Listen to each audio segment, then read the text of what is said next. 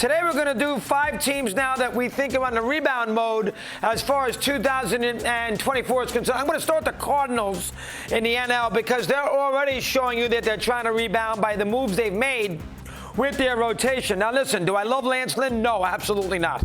Do I love Kyle Gibson? No. He's serviceable. He eats some innings. He'll give you but I mean, is he a guy that you want with the ball? The Orioles didn't in a big game in September or October. No, but I understand. He'd go out there, he'd be competent, he'd keep in the game a little bit, and, he can clean up some of those innings for you. Sonny Gray, a little higher ceiling, at times very, very good. I don't care about the win total from last year. He had a good ERA, was so-so in the postseason, not a lot of innings. He's also in his early 30s, but they gave him $75 million for 3 years. So the Cardinals are already showing you that they need to do some things. Remember, they traded a lot of pitchers there at the deadline, and guys like Montgomery and Flaherty. Hicks went out, the closer. So they're trying to rebuild their rotation. They realized that last year was not acceptable. They had an awful year, never a factor. There's a lot of heat on the front office. The manager people don't love. I know a lot of Cardinal fans who don't love the manager, who they fired Schilt, who already got a job in San Diego, and Marmol has not really responded. So some pressure on the organization. They've responded already. They realize they're not going to get Ohtani. They realize they're not going to go get the pitcher from Japan. So they're going the next best route. They probably weren't going to bid as high to get Nola. The Cardinals are sort of in between a mid-market and a big market. So they're trying to play it right down the middle. They're trying to split the needle. It's not easy, but they made a move here, and they will be on a rebound in 20. Listen, with Goldschmidt and Arenado, history of winning, they should be improved next year. That's number one. The Giants would be number 2, and they, obviously a new manager in there in Melvin, who's a good manager. They let Kapler go, unfair to Kapler because it's not his fault, and the GM stays, and Farhan Zaidi has not exactly been Al Rosen, if you know what I mean, if you're an old-time Giant fan. But listen, I would think they're going to be in the market for some big player in the offseason here, and obviously all eyes are going to be on Ohtani. I think that he would be the most important. Now, I know he can't pitch next year, but the Giants need a star. Their attendance has been terrible. They're 15th, I think, in the sport in attendance. The ballpark is superb, but the novelty is long ago worn off. Nobody's going to run to the ballpark in the second half of the year if the Giants are 20 games behind the Dodgers. And I think they realized that. They made an attempt last year for Judge. They were never going to get him. He was never going to leave New York with the Yankees. I know it cost him a fortune, the Yanks, but he was going to stay there. Money, the good bet was that. Obviously, they made a run at Correa. Probably better off they didn't get him. But the Giants need to go out there and get Mitch Haniger's not the answer. The Giants need to go out there and get a guy that they can sell tickets with, a guy they can build around. Ohtani would be that kind of person. We shall see here. All these rumors about Ohtani doesn't like the ballpark because it's tough for left-hand hitters. It didn't bother Bonds any, but I mean, it seems like that's been an issue for Ohtani. Who knows? He doesn't talk. You're guessing. You don't have any information. That is the assumption out there in the sport.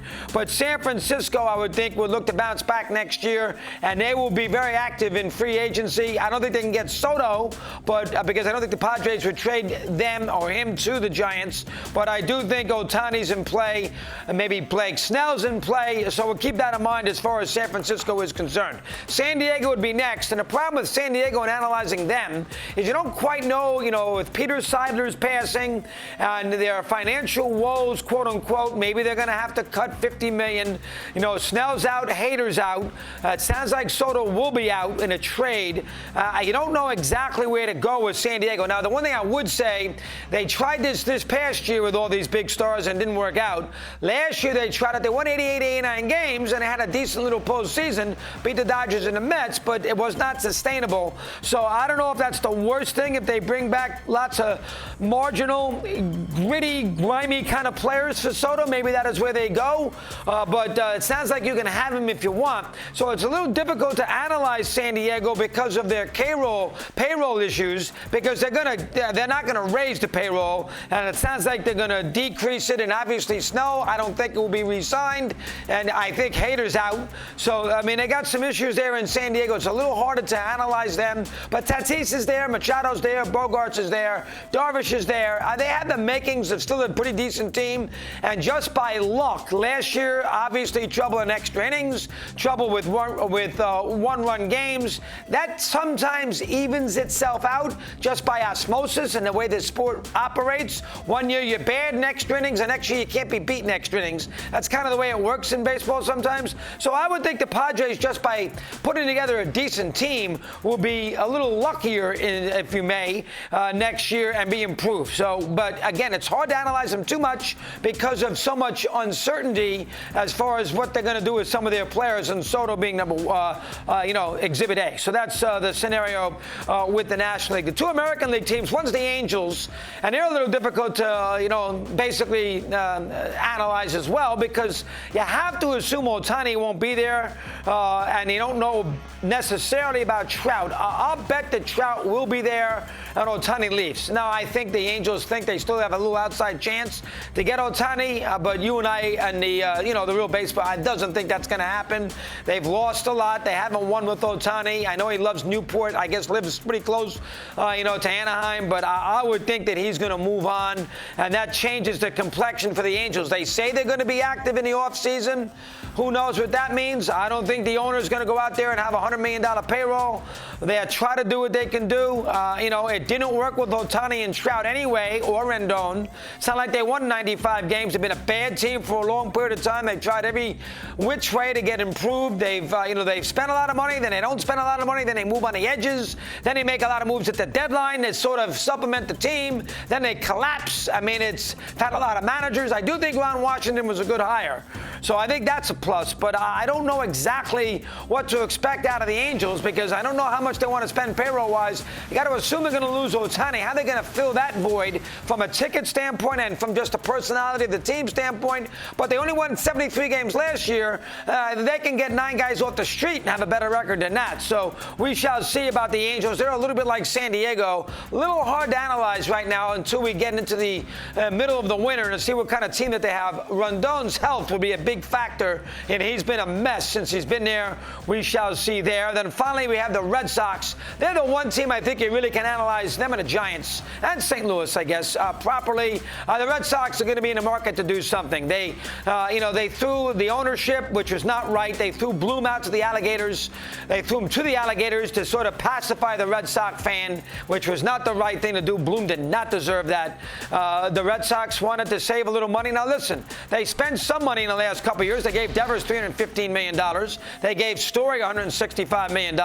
They fixed that back end of that bullpen who both pitched well in Chris Martin and Jansen. Last year, that was not necessarily their problem. Jansen always blows the game that you don't like, but it's not necessarily their problem. Their starting pitching stinks. They have no starting pitching. I mean, and I don't know, Sales always hurt. Pivetta, you can't necessarily count out as a starting pitcher. I mean, Paxton was a mess. They let him go. I don't know what they're going to do as far as their starting rotation is concerned. The one kid pitched well, but he kind of ran out of gas late. I don't know exactly what they do with their pitching, but they need starters, and they need a lot of them. Their offense is pretty good, a little erratic, and they're going to lose Duvall, I think, and they're going to lose Justin Turner, and those are two big cogs in their wheels, so they're going to have to replace them. We shall see where they go for that, but there's Story for the full year. Devers is sitting there. The first baseman's going to be pretty good. So, I mean, it's not like they're devoid of offense. You like to figure out a way to supplement Duvall, keep them, or same thing with Turner. We have to wait and see on that. Maybe they sign elsewhere, but they need pitching. Bottom line is the Red Sox need starting pitchers, and a lot of them. Their starting pitching is putrid, and until they get that fixed, you really don't know where they're going to be next year in the American League East, although I do think they're going to spend some money in that department. So that's where we are with those 5 teams. We'll continue this series as we move the week along here, Wednesday, Thursday, and Friday. Winter meeting Sunday in Nashville. We'll be all over it here next week here in shop here in New York. So we'll be on top of that. Here's Alanna. She has a chance to say hello on a busy day. Miss Rizzo, take it away. What do you have for me? Hi, I was going to start with the Cardinals, but I actually want to start with the Red Sox because you said something about Kenley Jansen. He always blows the save that you don't want him to blow. He had 29 saves. He had only 4 blown saves. So I'm going to stick up for Kenley Jansen here. He is a phenomenal closer. I think he's a Hall of Fame closer. I think he was very good for the back end of that Boston Red Sox rotation. I liked Chris Martin and Kenley Jansen in the Red Sox rotation. The Red Sox don't have, bullpen. The Red Sox don't have bullpen issues. The Red Sox have starter issues, and they are certainly rumored to be looking for right-handed starters, left-handed starters, any sort of left-handed or right-handed starter, because the Red Sox don't have starting pitching. Well, the Dodgers don't have starting pitching either, but that's not a team we're discussing today. They're obviously rumored to be in on Yamamoto. They're rumored to be in on Blake Snell, Jordan Montgomery. In fact, Scott Boras did talk to Red Sox brass at the winter meetings or at the GM meetings the other day about perhaps Blake Snell going to Boston, but they desperately need starting pitching. I do think, though, that this is a team that can rebound in 2024. I thought they were going to perform a lot better than they did in 2023. What's interesting to me is they never really overcame the Bogaerts loss. When Bogaerts went to San Diego, there was just a huge hole in the middle of their infield. And I do think they have the right pieces in place, though. I don't like the fact that they don't necessarily have the services of Justin Turner. Justin Turner opted out of the second year of his contract there in Boston, so he is a free agent. So I think he's a huge piece to their puzzle. Bringing him back, I think, is a good idea. But again, we'll see where Justin Turner ends up landing. What's interesting to me, Chris, with the Boston Red Sox is I think when you think of trade piece with Boston, perhaps you think of Alex Verdugo, but Alex Verdugo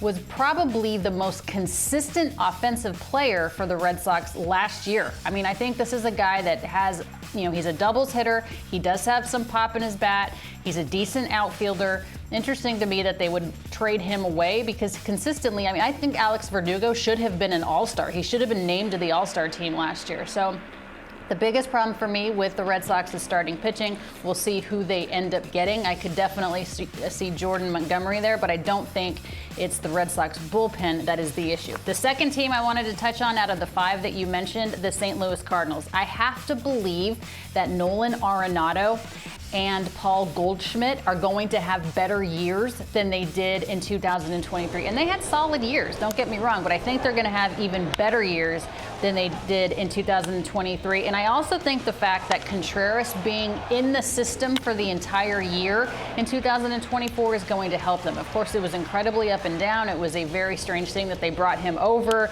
and then they didn't have him catching anymore. So that was an interesting scenario. But Goldschmidt hit 268. 25 home runs and 80 RBI. Arenado 266, 26 home runs, 93 RBI. I do think that average for both of those guys, obviously perennial all-stars at first and third base, are going to go up. They could add some bullpen help, I think, whereas the Red Sox don't necessarily need the bullpen help as much as the Cardinals do. And again, they're trying to better their rotation. Now, if you look at the Cardinals in 2023, Chris, they had the 5th worst starters ERA in 2023. So they added Lance Lynn, they've added Kyle Gibson, they of course now have Sonny Gray, who I think now, really for all intents and purposes, is their ace, right? Sonny Gray, I'm assuming, is the Cardinals' ace. But the 3 of those guys combined last year, Chris, Sonny Gray, Lance Lynn, Kyle Gibson, had an ERA together of 4.42. So it's not necessarily, you're not getting the as you would say, the Bob Gibsons and the Sandy Koufaxes of the world, but they are trying to, it's almost as if they have perhaps one ace in Sonny Gray and then, some 4s and 5s at the back end of the rotation. But I do think that offense is going to get better, so I do think the Cardinals are a team that certainly can rebound in 2024.